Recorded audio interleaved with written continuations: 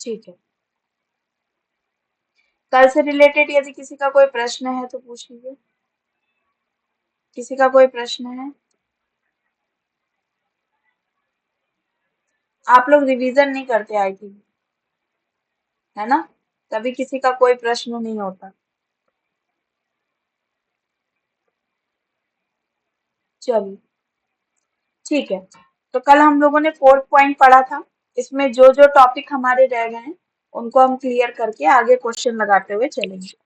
ठीक है, तो ये मैंने आप लोगों को पढ़ाया ही था कि इसमें टीचर सेंटर्ड क्या होता है ना, जिसमें शिक्षक प्रधान होता है और विद्यार्थी क्या होता है, निष्क्रिय होता है ना। ये सब चीजें हम लोगों ने कल पढ़ी थी। शिक्षक इसमें क्या होता है, प्रधान होता है और विद्यार्थी निष्क्रिय होता है। छात्र श्रोता के रूप में होता है और शिक्षक पे पूरी तरह से निर्भर होता है, यानी कि शिक्षक जो भी पढ़ा रहा है उस पर निर्भर होता है। कौन होता है, शिक्षार्थी या विद्यार्थी। ठीक है, और ये विधि उच्च कक्षा के लिए ठीक कही जा सकती है, परंतु प्राथमिक वर्ग वाले बच्चों के लिए ये सही नहीं कही जा सकती। ये सब हम लोगों ने कल पढ़ा था। फिर इसके बाद यहाँ पर आइए, यहाँ पर मैंने कुछ पॉइंट्स जोड़े हैं। जैसे वन वे कम्युनिकेशन होता है। मैंने एक क्वेश्चन देखा प्रीवियस ईयर का, उसमें प्रश्न आया था कि one way communication teacher centred होता है या स्टूडेंट सेंटर्ड। तो वन वे कम्युनिकेशन, ये जो टीचर सेंटर्ड मेथड होते हैं, ये कैसे होते हैं, ये वन वे कम्युनिकेट करते हैं। मतलब जो टीचर बोलता है विद्यार्थी वही सुनता है। तो ये मैंने ऐड ऑन किया है। इसके अलावा यहाँ पे आपके जो ये मेथड्स थे, इनमें टीम टीचिंग ऐड की है मैंने। टीम टीचिंग मेथड जो है आपका टीचर सेंटर्ड में आता है। ठीक है, और डिडक्टिव मेथड। ठीक है, डिडक्टिव मेथड जो होता है वो आपका किसमें आता है, आपके टीचर सेंटर्ड में आता है। देखिए, एक आपका इंडक्टिव मेथड यानी कि आगमन विधि होती है, दूसरा निगमन विधि यानी कि डिडक्टिव मेथड होते हैं। ठीक है, तो दोनों में अंतर क्या है। डिडक्टिव मेथड जो होते हैं इसमें पहले आपको कॉन्सेप्ट बताया जाता है, देन आपको एग्जाम्पल दिया जाता है। लेकिन आगमन विधि जो होती है उसमें एग्जाम्पल बताया जाता है और देन आपका कॉन्सेप्ट क्लियर किया जाता है। ठीक है, तो ये दोनों में अंतर होता है। फिर इसके बाद विद्यार्थी स्टूडेंट सेंटर्ड हम लोग पढ़ लिए थे। यहाँ पे क्या होता है, विद्यार्थी प्रधान होता है और शिक्षक क्या होता है, गौण रूप में होता है। ठीक है, ये हम लोगों ने पढ़ा था ना यहाँ पे। अब चलिए, अच्छा, ये देखिए यहाँ पर बाल केंद्रित शिक्षण प्रणाली जो है उसमें शिक्षक और छात्र दोनों ही सक्रिय होते हैं। ठीक है, दोनों ही एक दूसरे को प्रभावित भी करते हैं, बस इतना ही ध्यान रखना है। अब यहाँ पर आइए, यहाँ पर भी मैंने ये कुछ पॉइंट्स ऐड किए हैं। इधर साइड कहाँ गया, हाँ, ये इस साइड में ये देखिए, ये मैंने कुछ पॉइंट्स ऐड किए हैं। जैसे ओपन लर्निंग, खुली शिक्षा। ठीक है, ओपन माइंडेड चर्चा करने के लिए यदि आपको दिया जाता है तो वो आपके स्टूडेंट सेंटर्ड में आती है। ठीक है, इसके अलावा विभेदीकरण, ये जो डिफरेंटिएटेड इंस्ट्रक्शन जो आता है ये भी आपका स्टूडेंट सेंटर्ड में आता है। ठीक है, आपको विभेद करना बताया जाता है कि ये अलग चीज है, ये अलग चीज है। जैसे अभी मैं आप लोगों को स्टार्टिंग में बताई थी ना कि अभिवृत्ति अलग है ना, अधिगम अलग है। तो इस तरीके से विभेद आपको जो बताया जाता है ये भी आपका किस में आ जाता है, स्टूडेंट सेंटर्ड में आ जाता है।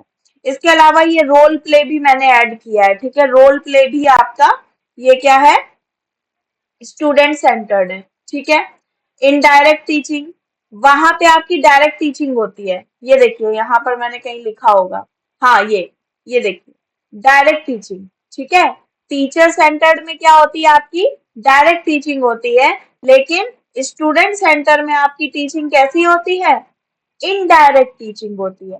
अप्रत्यक्ष रूप से आपको पढ़ाया जाता है। ठीक है, इसके अलावा प्रोग्राम इंस्ट्रक्शंस होते हैं, यानी कि आपको इंस्ट्रक्शंस वगैरह दिए जाते हैं जिसमें आप सम्मिलित होकर के, भाग लेकर, पार्टिसिपेट होकर के चीजों को सीखते हैं। ठीक है। और सबसे बड़ी बात ये है कि ये जो स्टूडेंट सेंटर्ड मेथड है, इसमें आपका मेन होता है करके सीखने का सिद्धांत। यानी कि यहाँ पे बच्चों को खुली छूट दी जाती है कि आप स्वयं करें और स्वयं सीखें, है ना। तो ये किसके सिद्धांत पे आधारित होती है? करके सीखने के सिद्धांत पर आधारित होती है। चलिए, अब इसमें से एक 2019 में। हाँ जी। मैम यही है इनडायरेक्ट टीचिंग, मतलब इसी का मतलब है जो करके सीखना, मतलब इनडायरेक्ट। इनडायरेक्ट का मतलब ये है कि आपको कुछ पॉइंट्स दे दिए गए, ठीक है।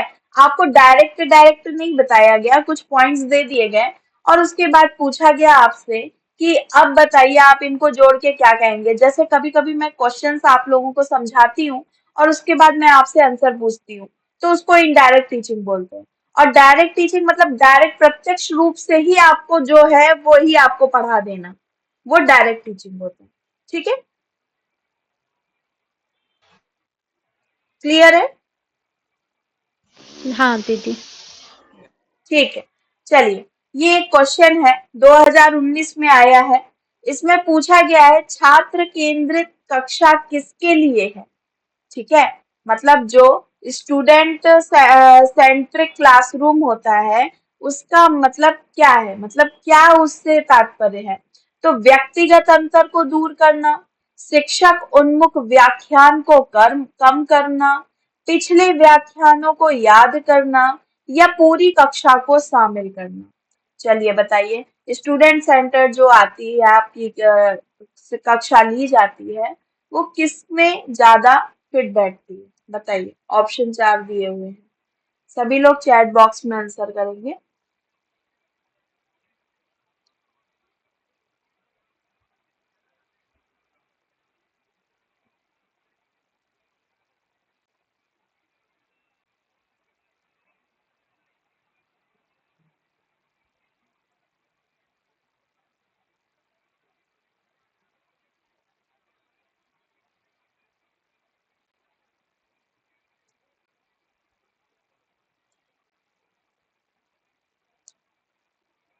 यदि क्वेश्चन ना समझ में आया हो तो मैं समझा भी सकती हूँ।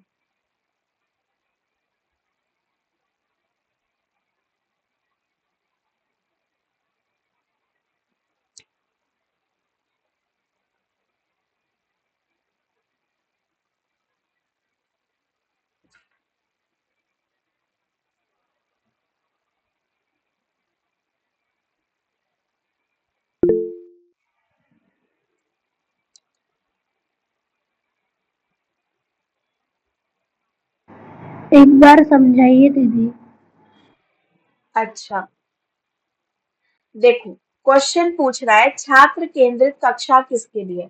ठीक है, मतलब जो आप स्टूडेंट सेंटर्ड आप बार बार पढ़ रहे हो, वो किसके लिए होती है, मतलब क्यों क्यों कक्षा ली जाती है ना। तो इसमें सबसे पहला ऑप्शन दिया है कि व्यक्तिगत अंतर को दूर करना। देखिए, आप लोगों को जैसे कि पता है कि हर शिक्षार्थी का मस्तिष्क या बुद्धि या आईक्यू लेवल अलग अलग होता है ना। तो उस चीज को पूरा करने के लिए होता है। या फिर शिक्षक उन्मुख व्याख्यान को कम करना, मतलब आपको छात्र केंद्रित दे दिया जाएगा तो क्या शिक्षकों का दायित्व कम हो जाएगा, ये पूछ रहा है। या तीसरा पॉइंट दे रहा है पिछले व्याख्यानों को याद करना, या आपको छात्र केंद्रित शिक्षा जो दी जाती है, क्या आपको पुनरावृत्ति के लिए दी जाती है, ऐसा बोल रहा है। या पूरी कक्षा को शामिल करना, या पूरे बच्चों को व्यस्त रखने के लिए ऐसा किया जाता है। ऐसे चार ऑप्शन है। अब बताइए इसमें से आपको लीगल कौन सा लग रहा है, या सबसे ज्यादा इफेक्टिव कौन सा लग रहा है? एनटीए के प्रश्न अधिकतर उन पे भी सही होते हैं जो सबसे ज्यादा इफेक्टिव हो, ऐसा भी होता है कभी कभी।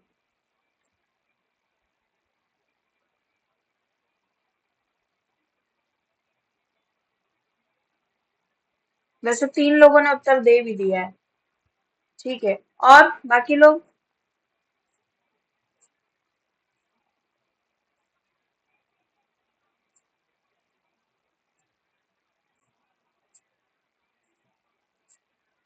हम्म, ठीक है, सभी ने उत्तर सही दिया है। उत्तर ए। ठीक है, छात्र केंद्रित से तात्पर्य ही यहाँ पर यही है कि जो व्यक्तिगत विभिन्नताएं हैं या व्यक्तिगत जो बुद्धिमत्ता वाले शिक्षार्थी हैं, उनको समझ में आनी चाहिए चीजें, है ना, उनको अंडरस्टैंड करनी चाहिए, है ना। तो इसीलिए व्यक्तिगत अंतर को दूर करने के लिए ये होती है। ठीक है, चलिए नेक्स्ट क्वेश्चन है, उच्च शिक्षा के संस्थानों में उपयोग की जाने वाली शिक्षण विधियों की निम्नलिखित सूची में उन विधियों की पहचान करें जो शिक्षार्थी केंद्रित है। अब यहाँ पे भी स्टूडेंट केंद्रित पूछा है। देखिए मैंने आप लोगों को पहले दिखाए थे ना, ह्यूरिस्टिक विधि, प्रोजेक्ट विधि, वही वही सारी चीजें हैं। तो फटाफट चलिए जल्दी से बताइए क्या क्या होगी इसमें।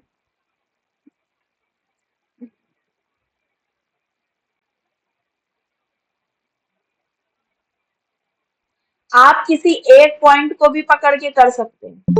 अगर आपको लगे कि ये पॉइंट सही है तो आप एक पॉइंट को भी पकड़ के कर सकते हैं, जैसे मैंने आप लोगों को ऑप्शन से हटाना बताया है उस तरीके से। ये काम आपके बहुत आएगा एनटीए में अगर आपने ये टेक्निक सीख ली तो।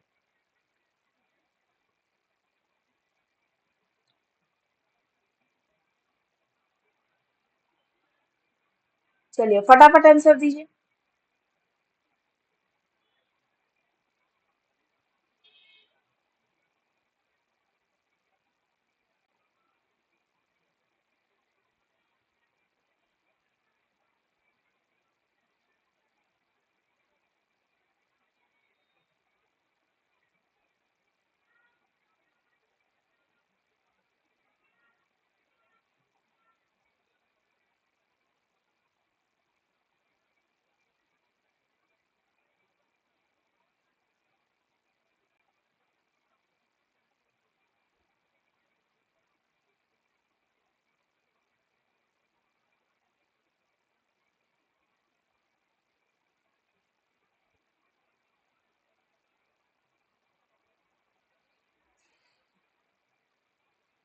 सभी लोग उत्तर दीजिए।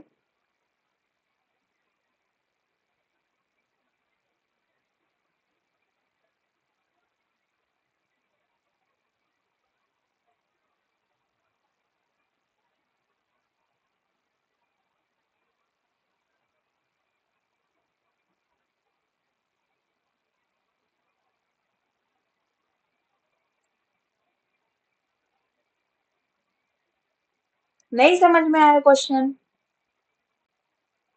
चलिए थोड़ा सा मैं एक्सप्लेन कर देती हूँ। ठीक है, देखिए यहाँ पे पूछा है उच्च शिक्षा के संस्थानों में उपयोग की जाने वाली, यानी कि हाई लेवल लर्निंग, ठीक है, हायर लर्निंग में उपयोग की जाती है शिक्षण विधियों का सूची है ये। ठीक है, उनमें से उन विधियों को पहचानना है जो लर्नर सेंटर्ड है, यानी कि शिक्षार्थी के लिए है। ठीक है, अब यहाँ पे आपका पहला ऑप्शन दिया हुआ है प्रोजेक्ट वर्क। प्रोजेक्ट वर्क किसको दिया जाता है, टीचर को या बच्चों को, बताइए। बच्चों को। बच्चों को, तो ये पहला पॉइंट आपका हो गया। फिर chalk and talk, chalk and chalk का प्रयोग कौन करते हैं, टीचर्स करते हैं, तो ये तो नहीं होगा, है ना। तो बी ऑप्शन आपका नहीं होगा, आपको यहां से पता चल गया। तो बी ऑप्शन किसमें है, पहले में है और बताइए तीसरे में है ना। ये तो ऐसे ही हट गया, पहले आंसर देख लेते हैं। हाँ आंसर 2 ही है। ठीक है, तो ये पहले ही हट गए। फिर इसके बाद आपका आता है श्रव्य दृश्य के माध्यम से व्याख्यान। ठीक है, तो श्रव्य और दृश्य माध्यम होता तो है, लेकिन ये हम मीडियम उसके लिए यूज करते हैं ना, चार्ट के लिए, तो इसको इतना ज्यादा महत्व तो नहीं है। चलिए इसका महत्व तो है, हम मानते हैं, लेकिन इतना ज्यादा नहीं है। ठीक है, फिर आगे देखिए कंप्यूटर एडेड निर्देश, ये तो हमारे लिए इंपॉर्टेंट है, ये भी होगा। फिर रोल प्लेइंग, रोल प्लेइंग भी होगा, अभी हमने आपको पीछे दिखाया था ना, ह्यूरिस्टिक विधि, प्रोजेक्ट विधि, रोल प्लेइंग दिखाया था कि नहीं दिखाया था। तो ई वाला ऑप्शन तो जरूर ही होगा। तो ए और ई को भी देख करके आप ऐसे अंदाजा लगा सकते थे कि ए और ई सिर्फ दूसरे में है, इसमें ए नहीं है, है ना। इस तरीके से भी आप ये क्वेश्चन कर सकते थे। अगर आपको सी और डी दोनों में वो हो रहा है कंफ्यूजन, तो आप यहाँ पर ये देख सकते थे रोल प्लेइंग। चलिए रोल प्लेइंग मैं आप लोगों को एक बार फिर से पीछे जाकर के दिखा देती हूँ। ये देखिए, ये मैंने यहाँ पर आप लोगों को दिखाया था role play, role play, open learning, है ना, विभेदीकरण, इनडायरेक्ट टीचिंग, प्रोग्राम इंस्ट्रक्शन, ये दिखाया था कि नहीं? यही प्रश्न आया है आगे। अभी क्लियर हुआ? हाँ। बाकी लोगों को? जी। चलिए, अब देखिए, स्वयं हम लोगों ने कल पढ़ लिया था, लेकिन इसमें थोड़ा सा मैंने ऐड किया है, वो भी पढ़ लेते हैं। स्वयं का फुल फॉर्म मैंने आप लोगों को बोला था कि याद कीजिएगा, study webs of active learning for young and aspiring mind. ठीक है, अब इसमें ये क्या है, तो ये सर्वश्रेष्ठ गुणवत्ता वाली शिक्षा प्रदान करने के लिए एक स्वदेशी, मेड इन इंडिया, ये जरा ध्यान रखिएगा। स्वयं किसके द्वारा निर्मित है? GOI, government of India. ठीक है, इसको शॉर्ट फॉर्म में बोलते हैं।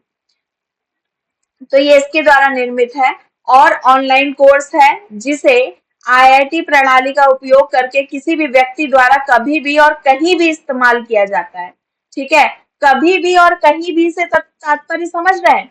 Anyone, anywhere, anytime, ये जो 3 पॉइंट्स हैं ये इसी के लिए फेमस हैं, इसको ध्यान रखिएगा।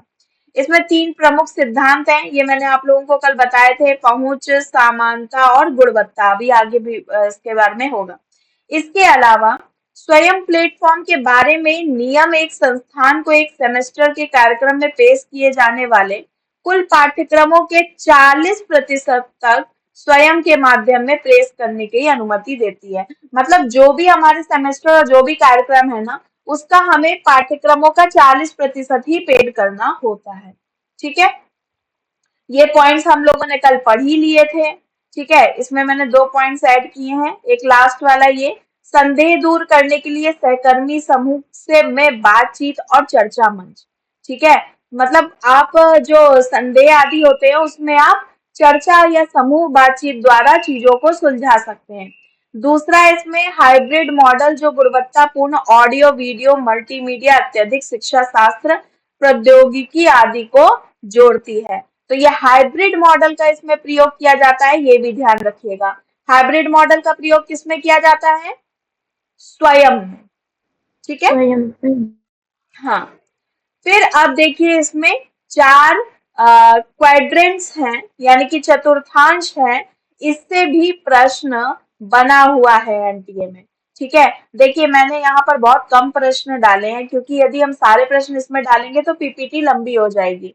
तो आप लोगों से रिक्वेस्ट है, आपका टीचिंग कल खत्म हो जाएगा, कल या परसों तक, तो आप लोग सभी लोग ऑनलाइन जितने भी क्वेश्चन है टीचिंग एप्टीट्यूड से रिलेटेड, उनको सॉल्व कीजिए। या तो मैं आपको एक पीडीएफ भेजूंगी, उसमें 500 से अधिक क्वेश्चन है, वो आप सॉल्व करेंगे।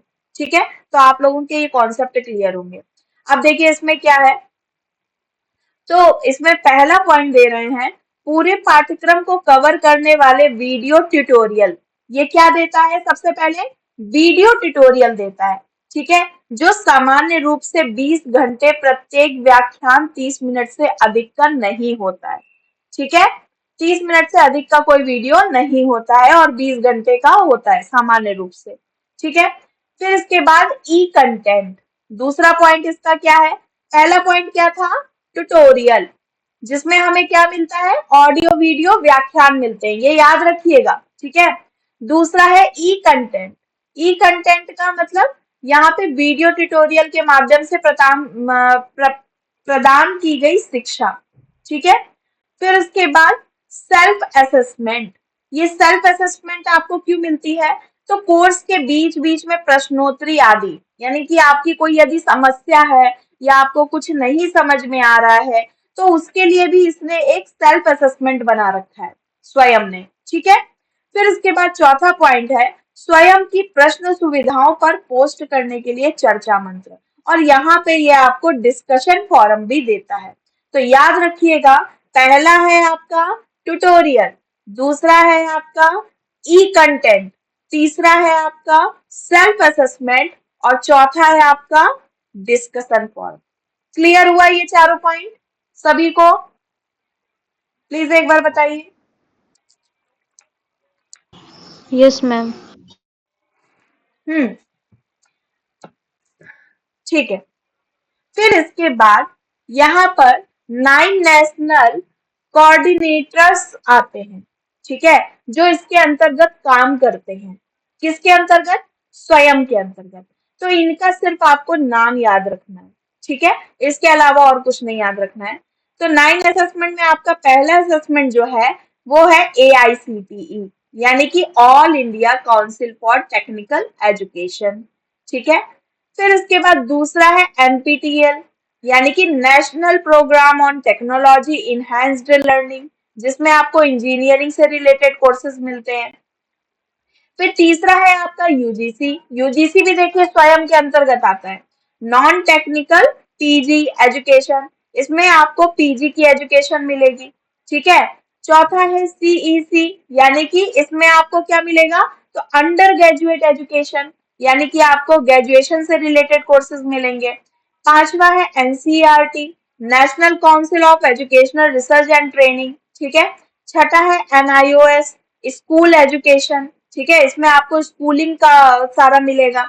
इग्नू, इग्नू भी आपका इसी में आता है। तो ये आउट ऑफ स्कूल स्टूडेंट, मतलब जो डिस्टेंस से पढ़ना चाहते हैं, आप लोगों को सभी को पता है कि इग्नू जो है वो डिस्टेंस कोर्स देता है ना।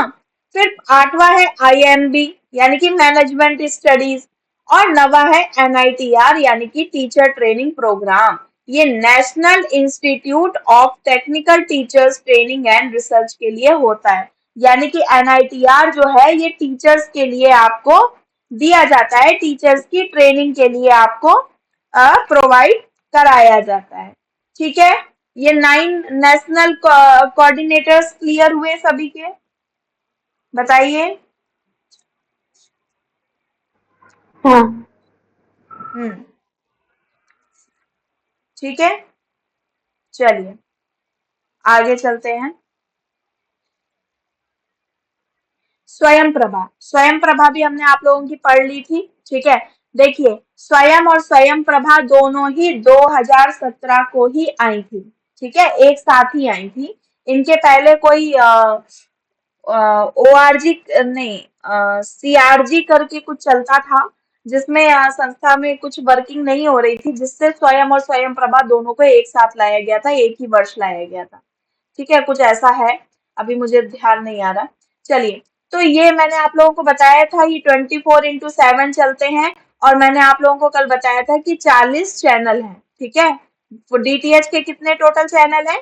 40, ठीक है, जिन पे कार्यक्रम प्रसारित होते हैं। और मैंने आप लोगों को ये भी बताया था, इसमें 4 घंटे का एक नया विषय प्रस्तुत होता है, जो दिन भर उसका पुनः प्रसारण होता है। तो 4 घंटे का एक विषय होता है जो दिन में 5 बार प्रसारित होता है। कितनी बार प्रसारित होता है? 5 5, बार। ठीक है। तो यही 4 घंटे का विषय 5 को 20, यानी कि आपका ये 20 घंटे का विषय होता है। नहीं, 6 बार होता है शायद, 6 बार होता है, सॉरी सॉरी, 6 बार होता है 5 घंटे का, तो 6 चकु 24, यानी कि 24x7, ठीक है, इसीलिए इसको 24x7 का नाम दिया गया है। मतलब एक ही कार्यक्रम को 6 बार प्रसारित करते हैं, ताकि जिसको जिस समय मिले उस अपने कंफर्टेबल टाइम पे वो देख सकता है, ठीक है। और ये भी मैंने आप लोगों को बताया था कि IIT खड़गपुर ने इसका निर्माण किया है, और ये भी आपका उद्देश्य भी बताया था, एक्सेस, इक्विटी और क्वालिटी, यानी कि पहुंच, निष्पक्षता और गुणवत्ता, ठीक है। और हाँ, ये लास्ट वाला देखिएगा थोड़ा सा, ये इसमें जो सामग्री आदि है वो कौन कौन देता है? तो IGNOU, NCERT, NPTEL, IIT, UGC, CEC, NIOS द्वारा प्रदान की जाती है। और सबसे बड़ी बात, इनफ्लिबनेट, इनफ्लिबनेट जो है ये वेब पोर्टल का रख रखाव देखता है, ठीक है। इसका रख रखाव कौन देखता है? इनफ्लिबनेट देखता है। अच्छा, इनफ्लिबनेट का फुल फॉर्म क्या है? तो ये जो INF, INF का मतलब है इंफॉर्मेशन, आप लोग चाहे तो लिख सकते हैं। INF का मतलब क्या है? इंफॉर्मेशन। फिर LIB का मतलब है लाइब्रेरी, ठीक है, और NET का मतलब है नेटवर्क। 3 तरीके से इसका फुल फॉर्म है, इंफॉर्मेशन लाइब्रेरी नेटवर्क, ठीक है। क्लियर हुआ सभी को? क्लियर है? हाँ दीदी। बाकी लोगों की आवाज नहीं आ रही? हाँ दीदी। हम्म, ठीक है। अब आगे देखिए, ये 40 चैनल गांधीनगर बीसैट से ओलंपिक किए गए हैं, सॉरी अपलिंक किए गए हैं। किससे अपलिंक किए गए हैं? बीसैट। बीसैट क्या है? तो बीसैट का ये फुल फॉर्म है Bhaskaracharya institute of space application and Jio informatics. ये फुल फॉर्म याद कर लीजिएगा, ठीक है। ये नीचे इन्फिलिबनेट का फुल फॉर्म दिया हुआ है, इंफॉर्मेशन ऑफ लाइब्रेरी नेटवर्क। और सीईसी, ये देखिए सीईसी हम लोगों ने पढ़ा ही था। सीईसी के अंतर्गत कौन से कोर्सेज आते हैं बताइए जल्दी से, अभी हम लोगों ने पढ़ा था पीछे। Under graduate. Under graduate courses, ठीक है। चलिए, अब आगे डीटीएच चैनल निम्नलिखित को कवर करेंगे। क्या क्या कवर करेगा ये? तो ये हायर लेवल, जो हायर एजुकेशन है उसको कवर करता है, प्लस 9 से लेकर के 12 तक इसका लेवल है, ठीक है। पाठ पाठ्यक्रम आधारित पाठ्यक्रम यानी कि सर्कुलम बेस्ड कोर्सेज, है ना। और 11वीं से 12वीं की प्रतियोगी परीक्षाओं की तैयारी में भी मदद करता है। कौन मदद करता है? स्वयं प्रभा, ठीक है। चलिए, आगे आते हैं मूक्स। मूक्स भी हम लोग पढ़ ही चुके हैं कि एक ऑनलाइन मेथड है, ठीक है, जो सबके लिए ओपन है। और यहाँ पर मैंने मैसिव का फुल फॉर्म भी बताया था, मैसिव ओपन ऑनलाइन कोर्सेज, ये सब हम पढ़ चुके हैं। अच्छा, ये देखिए, ये ऑनलाइन कोर्सेज है और ये निशुल्क है, ठीक है। ये भी मैंने आप लोगों को कल बताया था। इसके अलावा ये पाठ्यक्रम जो है ये सभी के लिए उपलब्ध है। सभी के लिए उपलब्ध से क्या तात्पर्य है? एनी वन, हर किसी के लिए, एनी टाइम, हर समय, और एनी वेयर यानी कि हर जगह, ये इसका लोगो है, ठीक है। फिर आगे कह रहे हैं ये पाठ्यक्रम विश्व के विभिन्न संस्थानों द्वारा चलाए जाते हैं, जो कि पाठ्यक्रम के अंत में प्रमाण पत्र भी देते हैं। ये सब हम लोग कल पढ़ चुके हैं, ये सब हमें नहीं पढ़ना। अच्छा, इधर देखिए, ये एक डायग्राम के द्वारा मैंने टॉप 5 मूक प्रोवाइडर्स बताए हैं। मूक को कौन कौन प्रोवाइड करता है, इनके भी नाम पूछे जाते हैं परीक्षा में, ठीक है। तो इसमें सबसे पहला है क्योरसेरा। कौन है? क्योरसेरा। दूसरा है एडेक्स। तीसरा है ज्यूटेंक्स.com, ठीक है। चौथा है फ्यूचर लर्न। चौथा क्या है? Future learn. और पांचवा है उडासिटी, उडासिटी, ठीक है। तो ये आपको याद करने, क्योरसेरा, एडेक्स, ज्यूटेंक्स.com, फ्यूचर लर्न और उडासिटी, ठीक है। ये 5 आपके मूक्स प्रोवाइडर हैं, ठीक है, जो मूक्स को प्रोवाइड करते हैं। और इसके अलावा और भी हैं, लेकिन मैंने यहाँ पे सिर्फ टॉप 5 लिए हैं जो इम्पोर्टेंट है या आ सकते हैं। चलिए, अब ये मूक्स से, हाँ, किसी का कोई प्रश्न है? हाँ दीदी, वो आपने हाँ, डायग्राम बताया था ना, उसमें वो कुछ नंबर्स दिए हैं, उसका क्या मीनिंग है? और उसके पीछे एम भी दिया है, उसका क्या मीनिंग है? ये फॉलोवर है। 27 million follower, 11 million follower, 7 million, ऐसा है कुछ, ठीक है। मतलब जो इसको ठीक है। फॉलो करते हो, हाँ, उसको नहीं देखना है, आपको सिर्फ नाम देखने हैं, ठीक है। चलिए, ठीक है। हाँ, चलिए, पहला क्वेश्चन है, मुक्त और दूरस्थ शिक्षा कार्यक्रमों में मूक्स की शुरुआत इसकी वजह से उचित है। मतलब किस वजह से मूक्स उचित है ऐसा बताना है। कम लागत वाले विचार से, अभिगम्यता यानी कि एक्सेसिबिलिटी कॉन्सिडरेशन से, या गति संबंधी विचार से, या नवीनता विचार से। किस कारण से मूक्स सही है बताना है आपको। चलिए बताइए। बहुत ही सिंपल क्वेश्चन है।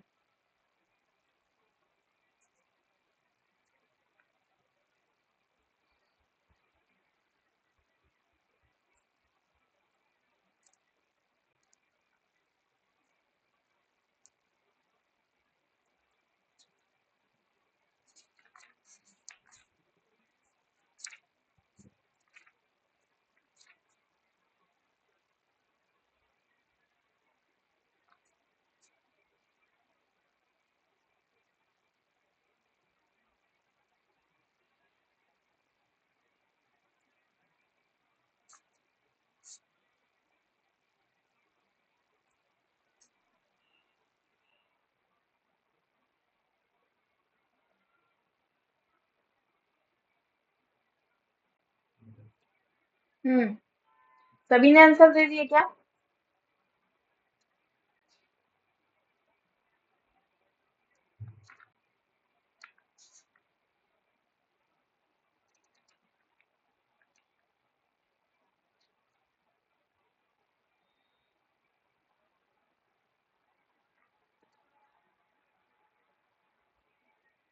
चलिए आंसर देखते हैं। आंसर है 2। ठीक है, एसेसिबिलिटी कॉन्सिडरेशन यानी अधिगम्यता विचार। मूक्स आपके लिए क्या करता है? विचारों को प्रस्तुत करता है, आपके लिए विभिन्न प्रकार के निशुल्क चीजों को लाता है, कोर्सेज लाता है, कोर्सेज अवेलेबल कराता है ना? तो ये सारी चीजें इसके अंतर्गत आती हैं। चलिए नेक्स्ट क्वेश्चन है, ये 2022 में आया है। ठीक है, स्टेटमेंट पे आधारित है। पहला स्टेटमेंट है, इसमें आपको देखना है कि कौन सा स्टेटमेंट सही है और कौन सा गलत है। ठीक है, तो पहला स्टेटमेंट है, स्वयं प्रभा में 24x7 आधार पर जीसैट उपग्रहों का प्रयोग करने वाले 34 डीटीएच चैनलों का एक समूह शामिल है। ठीक है, देखिए 34 ये पुराना क्वेश्चन है, इसीलिए यहाँ पे 34 दिख रहा है। आप लोग 40 समझ लीजिएगा। ठीक है, ये पुराना क्वेश्चन है इसलिए 34 है। दूसरा प्रश्न है, दूसरा कथन है, 2014 में एमएचआरडी ने द्वारा तैयार राष्ट्रीय शिक्षा नीति के अवधारणा नोट में 53 विषयों की पहचान की गई थी। चलिए बताइए कौन सा सही है कौन सा गलत है? पहला सही है, दूसरा गलत है, या दूसरा सही है पहला गलत है, या दोनों गलत है, या दोनों सही है?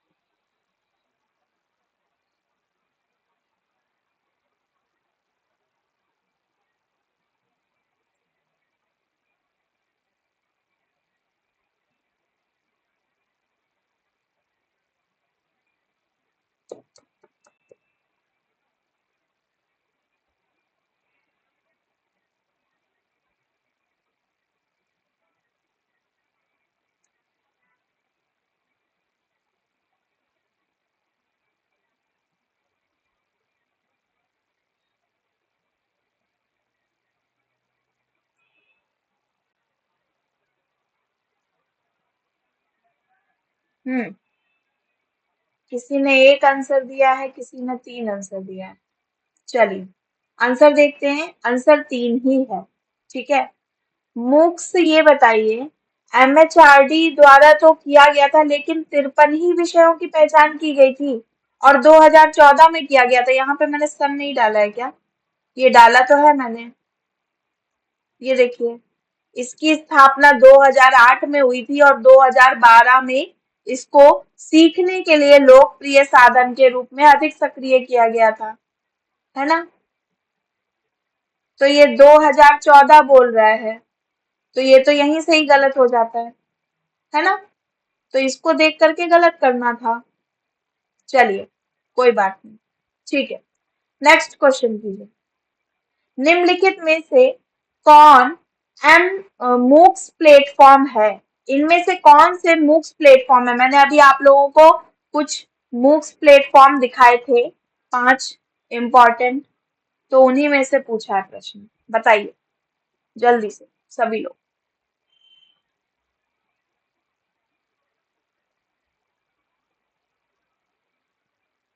देखिए ये डायरेक्ट प्रश्न है आप लोगों के, मतलब सीधे सीधे प्रश्न पूछे जा रहे हैं, और अगर आप लोग ये भी नहीं कर पाएंगे तो बहुत गलत बात है।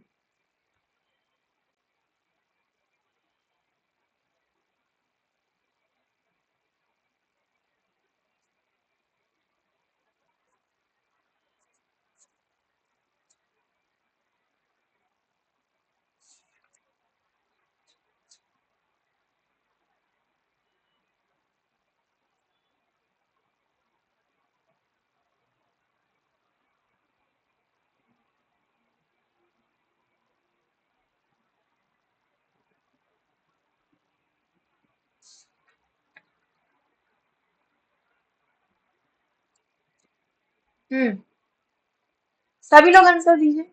दिया सभी लोगों ने? चलिए ठीक है, इसका आंसर है 3। अच्छा, जिन लोगों ने 3 आंसर चुना है उनका सही है। ठीक है, जिन्होंने 2 चूज किया है ये बताइए, क्योरसेरा और फ्यूचर लर्न तो उसमें था, ये टर्निटिन पढ़ाया था क्या? पढ़ाया है क्या मैंने? है, टर्निटिन एक सॉफ्टवेयर है। क्या है? एक सॉफ्टवेयर है। ये इसमें आपको यूज नहीं होता, मूक्स के प्लेटफॉर्म्स में नहीं आता। ठीक है, तो वो जो आपको प्लेटफॉर्म्स हैं वो याद करने हैं। अभी आप लोगों को समझ में आ रहा होगा कि कैसे कैसे प्रश्न बन सकते हैं। ठीक है, और ये सारे पीवाईक्यू ही हैं, मैंने अपने मन से क्वेश्चन नहीं बनाए, सारे पीवाईक्यू। चलिए नेक्स्ट क्वेश्चन है, स्वयं के वेब पोर्टल का रख रखाव किसके द्वारा किया जाता है? ठीक है, स्वयं का जो पोर्टल है उसका रख रखाव किसके द्वारा किया जाता है? फटाफट बताइए।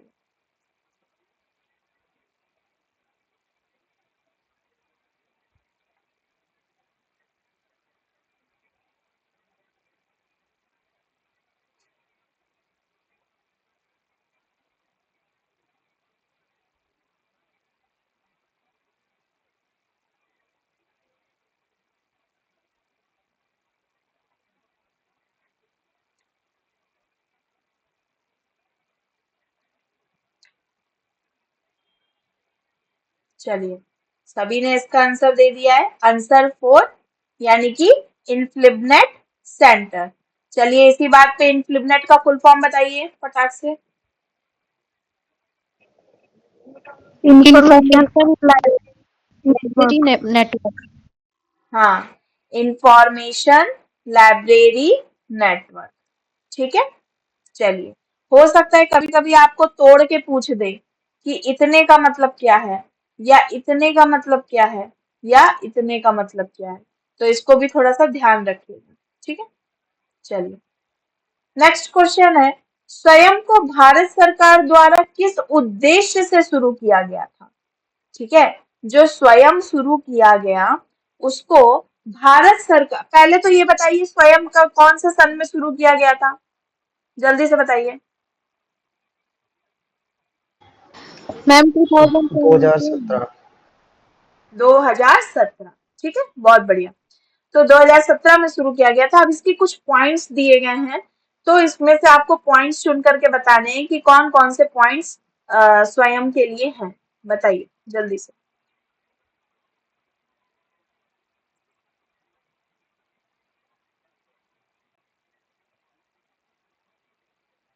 पहले इनमें से उनको छांट दीजिएगा जो हो ही नहीं सकते, और फिर वो जिन ऑप्शन में हो उनको हटा दीजिएगा, और जो आपको 100% श्योर हो कि हाँ ये होगा ही, उस पॉइंट को लेकर के आप अपना ऑप्शन चूज करिएगा।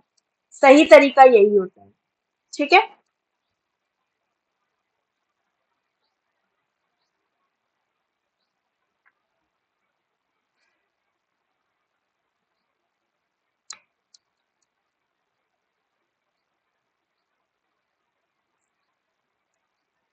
आंचल पढ़ रही है आजकल लग रहा है ना। हाँ दीदी आपकी कृपा है। अच्छा अच्छा।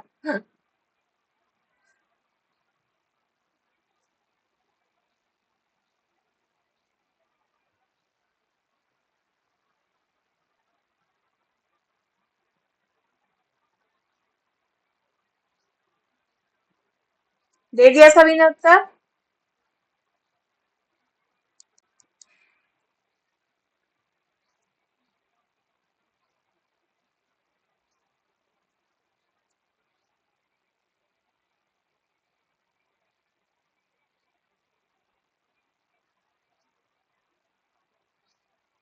अच्छा देखिए, इसका आंसर है 2।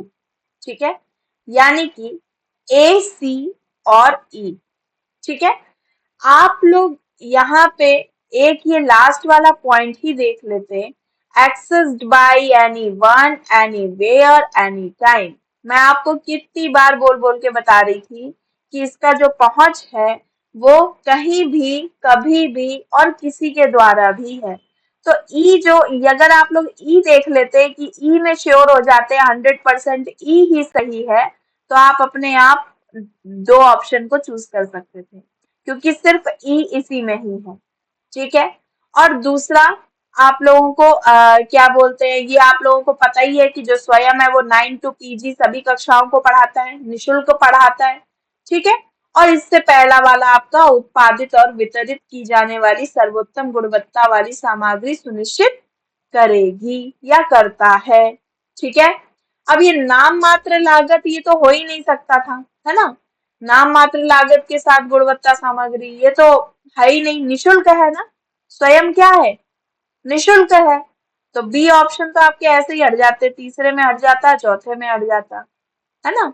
तो इस तरीके से थोड़ा एनालाइज करना सीखिए। यदि आप प्रश्नों का इस तरीके से एनालाइज करेंगे, आप लोगों को ये बहुत प्रॉफिट देगा। आप मतलब, मेरे को तो सच में इन चीजों से बहुत क्लियरेंस आता है कि हाँ, ये ऑप्शन नहीं तो ये ऑप्शन होगा। ठीक है, क्लियर है सभी को आज की क्लास? हाँ दीदी। हाँ, कुछ कुछ पॉइंट्स छूट गए थे, वो मैंने इसमें ऐड कर दिए हैं। आप लोगों को ये मैं पीडीएफ भेज दूंगी आज ही, अभी। ये आप लोगों का जो फोर्थ पॉइंट था, मतलब ये टीचर सेंटर्ड और ये लर्नर सेंटर्ड, और क्या बोलते हैं, स्वयं स्वयं प्रभा और मूक्स आदि, है ना। तो ये आपके कंप्लीट हो गए हैं। तो अभी मैं आप लोगों को इसके बाद पीडीएफ भेज दूंगी। अगर किसी का कोई प्रश्न है इससे संबंधित तो पूछ लीजिए। किसी का कोई प्रश्न है? इसके मतलब इसके बारे में नहीं है प्रश्न, पर कल टेस्ट है बोल रहे थे ना दीदी आप? हाँ, कल मॉर्निंग, तो वो एवरी संडे आप लोगों का 10 बजे मॉर्निंग टेस्ट होगा। 10 बजे मैं आप लोगों को लिंक भेज दूंगी, जो लिंक आपका 2 बजे तक खुला रहेगा। तो आप लोग अपने अकॉर्डिंग टेस्ट दे सकते हैं, लेकिन 2 बजे के बाद कोई भी नहीं दे पाएगा। ठीक है। ठीक है, और किसी का कोई प्रश्न?